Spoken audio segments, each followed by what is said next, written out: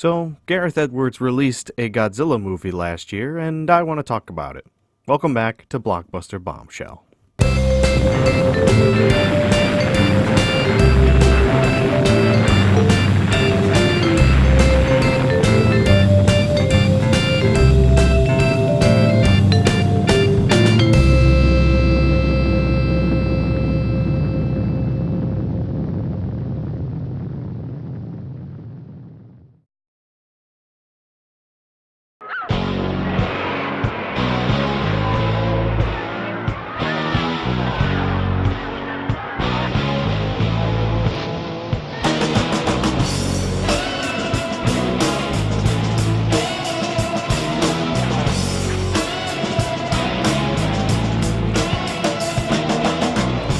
In the history of American cinema, very rarely has there ever been a release of a Japanese monster movie in major cinemas nationwide.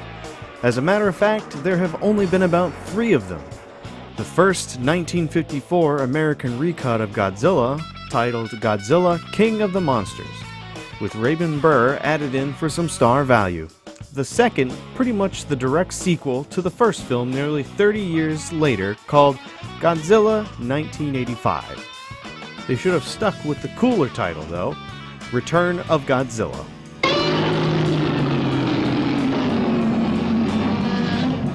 Don't act like a big shot, Hick. You just got to town. This one was produced by Roger Corman and had a significantly larger budget. Then, finally, Godzilla 2000, which was actually released in 1998 in Japan as a response to the other 98 Godzilla film in America. Since the whole rubber suit style of monster movies doesn't really get Americans flying to the theaters with record-breaking ticket sales, TriStar and Roland Emmerich of Independence Day decided to make a version of Godzilla all their own. This was of course after Terry Rossio and Ted Elliott wrote a screenplay with a truer depiction of the monster. Though rather than a prehistoric origin, Godzilla was a creature planted on Earth by aliens to combat another monster called the Gryphon. He brought his own writers in and managed to make what Toho has officially recognized as simply Zilla.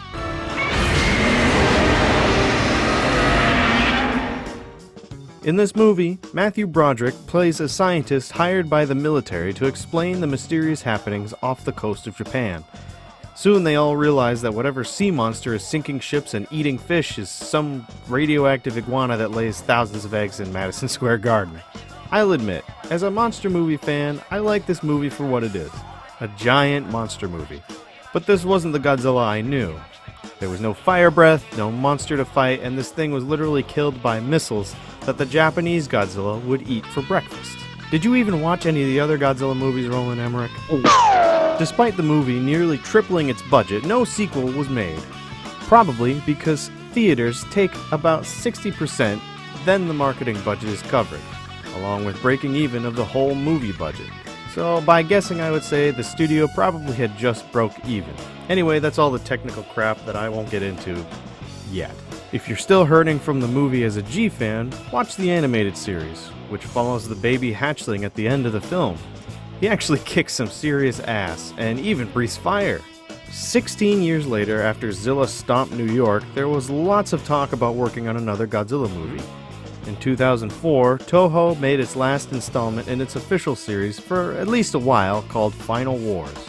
But Toho wasn't really done with the big guy just yet, and Yoshimitsu Banno, who directed Godzilla vs. Hedorah, aka the Smog Monster, was set to direct an IMAX short film called Godzilla 3D to the Max. This project was in development for quite a few years until Legendary came into the picture and decided that they wanted to tackle a Godzilla movie. The result was the epic Gareth Edwards-led Monster Rumble, featuring an even bigger 305-foot-tall Godzilla, with a more realistic look and a roar to match.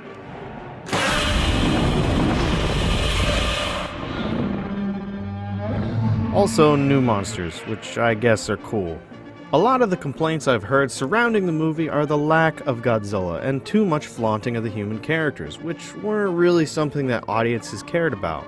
And while I guess I could agree with some points, the film was still enjoyable. If anything, there are only a few things that really bugged me.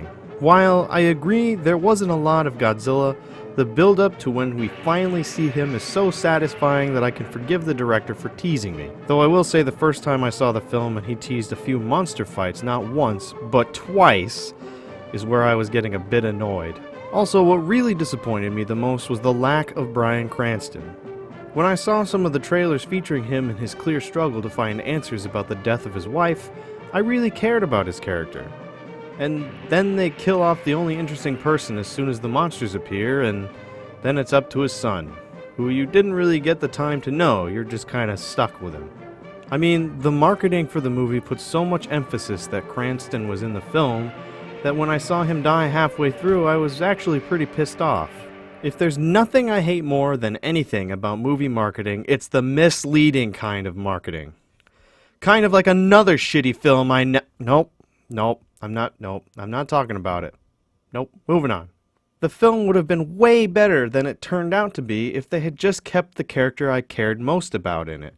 And even when they took that away, they could have at least given me more monster action. Anyway, Godzilla really isn't a bad movie. It just has its weaknesses, and whether it bothers you enough to hate it or whatever, that's all on you. Personally, give it a shot and see what you think. Let me know what you guys think in the comments below. Give it a like if you've learned something or enjoyed the video. I'm Matt, and this has been Blockbuster Bombshell.